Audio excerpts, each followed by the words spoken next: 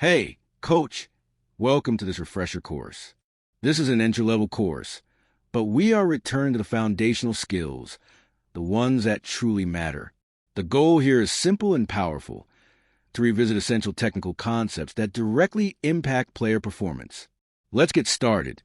The refresher course for volleyball coaches begins now.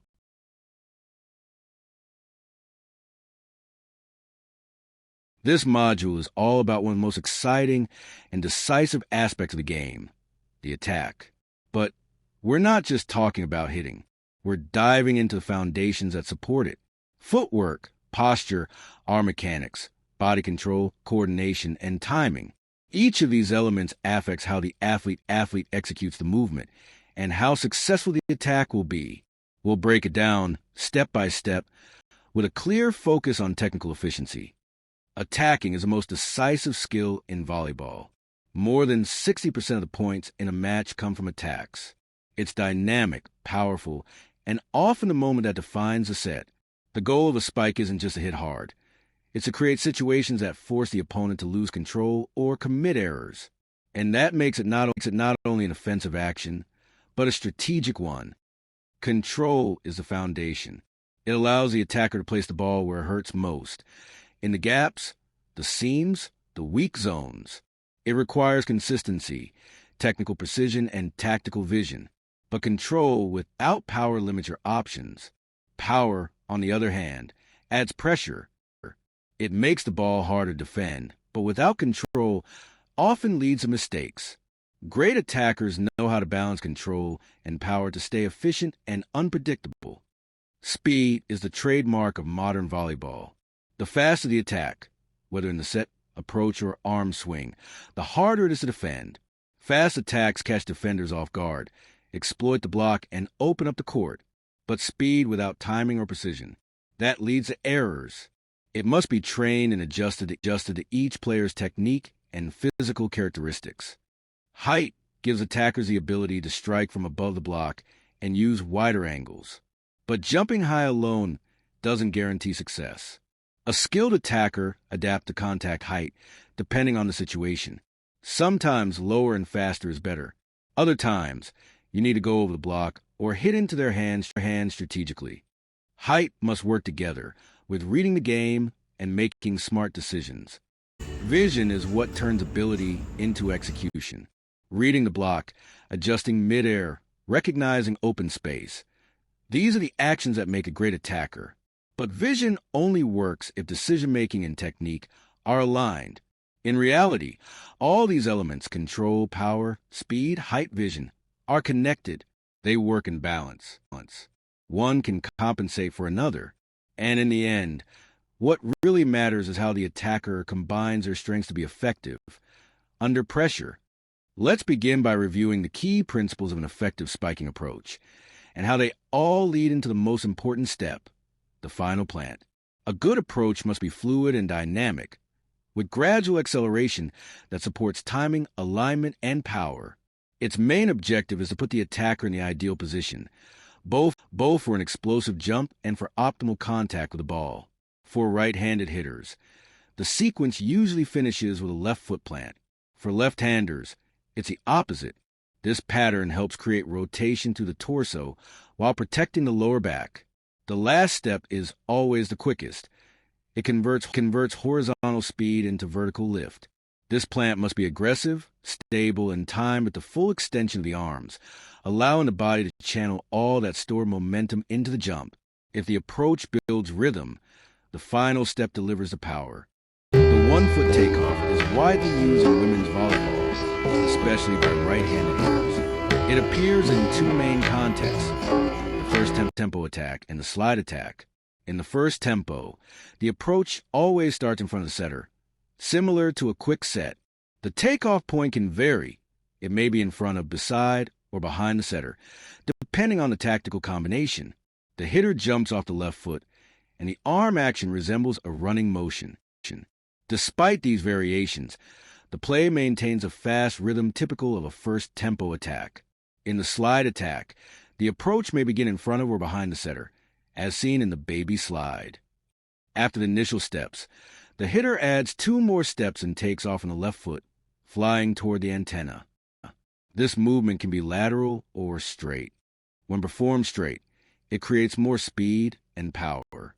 When performed laterally, it opens wider attack angles and makes the play harder to read.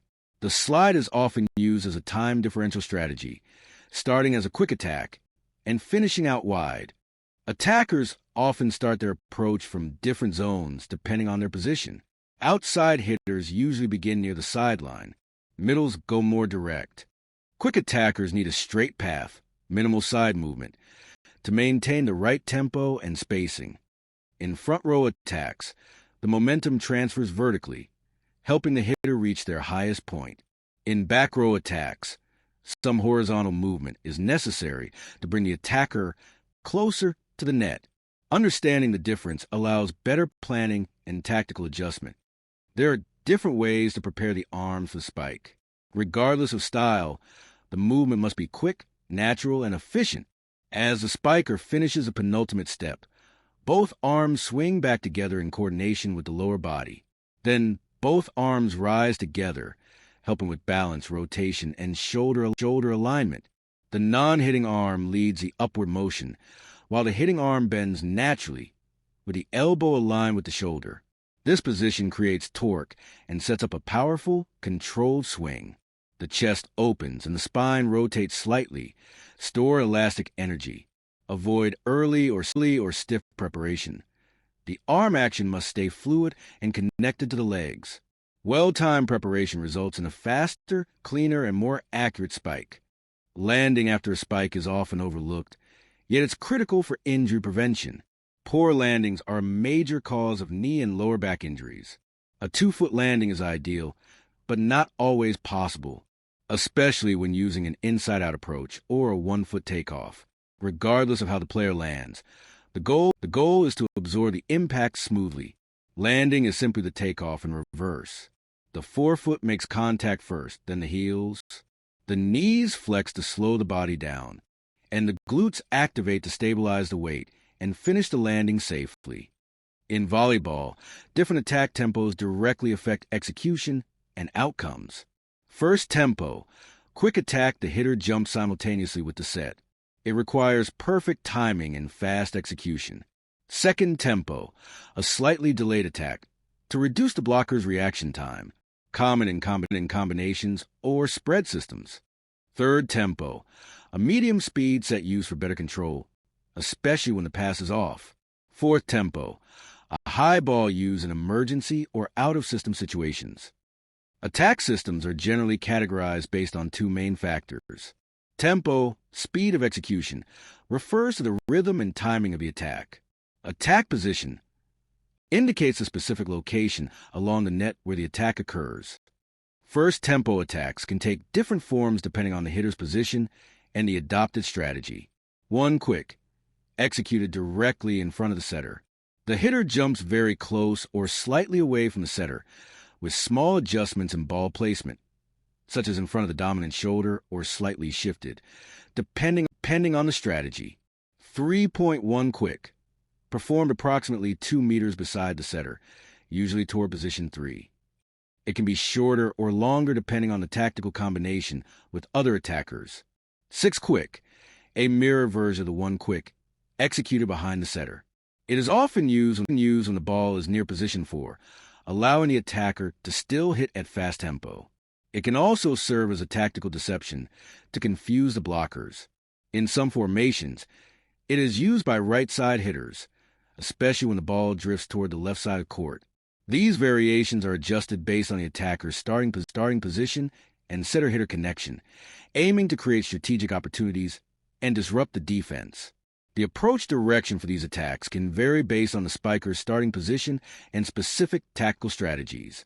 In women's volleyball, the 6 quick may be executed using either a traditional 2-foot takeoff or a 1-foot takeoff, depending on the player's preference and the play design.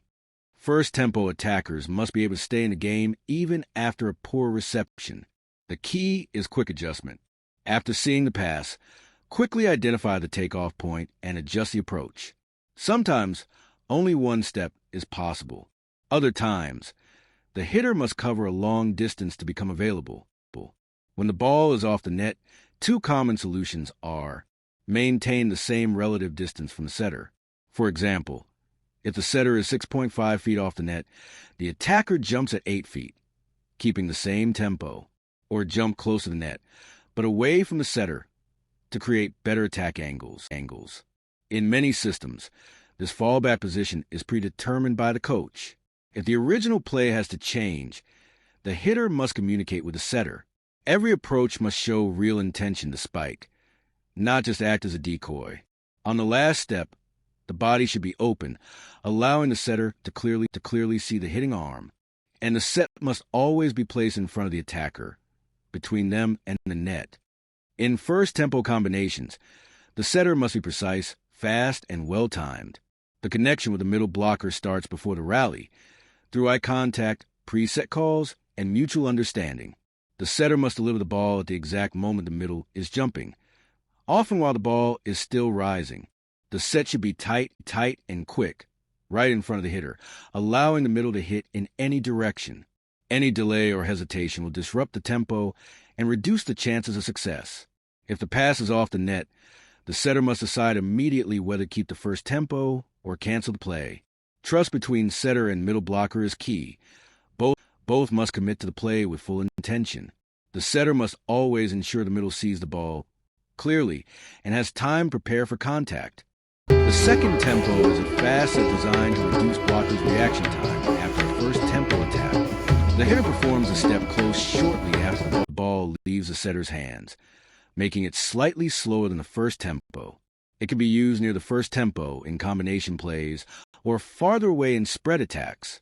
It's effective both at the net and in the back row, especially when the reception is good.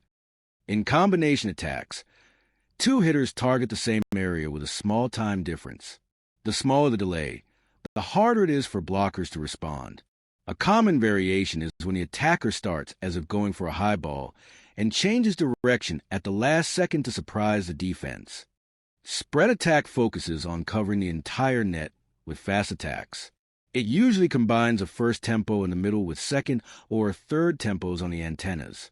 In a 5-to-1 system, when the setter is in the front row, men's volleyball often uses a back row attack from position 1, while women's volleyball relies on the slide. This has become a hot topic in the U.S., where the national team struggles to develop top-level opposites who can attack effectively from position 1, especially due to a specific substitution rule that allows only 12 substitutions per set, encouraging the use of two setters and limiting opportunities to develop strong right-side hitters. Back row attacks, like the pipe, are traditionally executed in third or fourth tempo. Today, to maintain speed to the middle, many back row attacks, especially from central zones, are now played in first tempo or 1.5 tempo, becoming a key tactical option for fast defensive systems. Technically, they involve a broad jump with wider last steps and forward momentum. This allows the hitter to attack closer to the net, increasing power and reducing the blocker's reaction time. Takeoff must occur behind the 10-foot line, with the contact point kept as close to the net as possible. The slide is a second tempo attack, performed off the left foot for right-handed players, and can be executed with either a straight or lateral approach. Although it may sometimes be used as a first tempo option, it is most commonly executed as a second tempo. The slide is widely used in women's volleyball, particularly in 5-to-1 systems. In men's volleyball, it is rarely used due to the high efficiency of back row attacks. Spiking footwork and timing approach footwork by position. OH, outside hitter. 4-step approach inside out. 3-step transition. Some schools already use 2 steps in the situation. 2 steps to cover the ball. MH, middle hitter. 4-step long move to zone 2. 3-step approach in standard, side out. 2-step quick transition. OPP opposite. 4-step approach inside out. 3-step transition. Some schools already use 2 steps in this situation. 2 steps to cover short balls or tips in zone 1. Approach timing relative to the setter's hands. Zones 4, 2, and 1 outside and opposite hitters. The first step, usually with the left foot, should begin as the setter starts the hand motion to set the ball. Zone 6, pipe attack. The second step, right foot, occurs almost at the moment of the jump. Zone 3, middle hitter. Gap 3, jump as the ball leaves the setter's hands. Attack 1 or 6. Jump at the exact moment the setter contact the ball. Slide. Initiate the movement with the left foot. 3 factors determine attack timing. Timing of the hitter's approach steps. Moment when the ball is in the setter's hands. Acceleration phase depends on distance to setter. Perfect synchronization of these elements maximizes offensive efficiency. Congratulations! You completed this module on volleyball attacking. We've explored attack tempos, positional variations, movement mechanics, footwork patterns, and the critical timing with the set.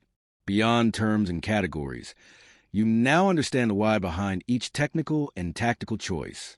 This integrated perspective is what separates average coaching from building smart athletes and effective systems. Keep studying, applying, and adapting. Attacking is an art that never stops evolving. See you in the next module.